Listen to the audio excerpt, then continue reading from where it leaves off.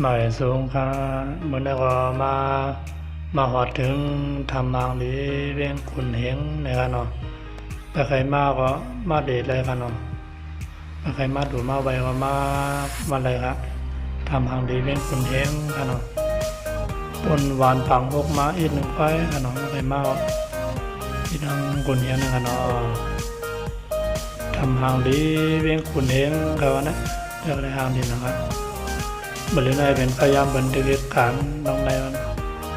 บันทึกเหตุช่วงเม็ดยังขนาดเสียงดังเลยในก็เป็นในทำขนาดเราในทำคนเดียวขนาด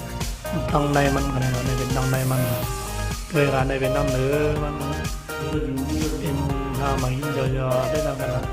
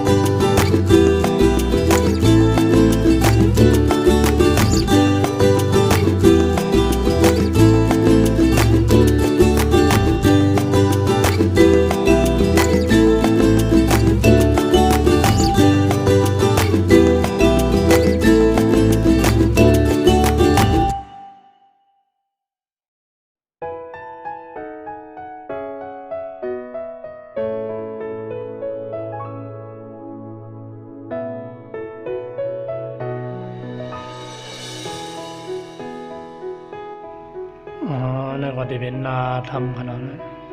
ปากนาทำได้บันเดนี่ไว้ที่ทางไว้ที่ป้ายไว้ขนาดนะครับอยู่ต้องปักทำนาทำไทยขวานต้องได้กันเนาะนะครับโดยโรงงานต้องได้บนได้ก็ต้องข้างโดยโรงงานได้บางคำนะโดยในเป็นดังอันโดยโรงงานนะครับนะจำปากเหมือนกันเนาะนี่จำปากเหมือนไหนครับนะลูกคำก่อนนี้กันเนาะ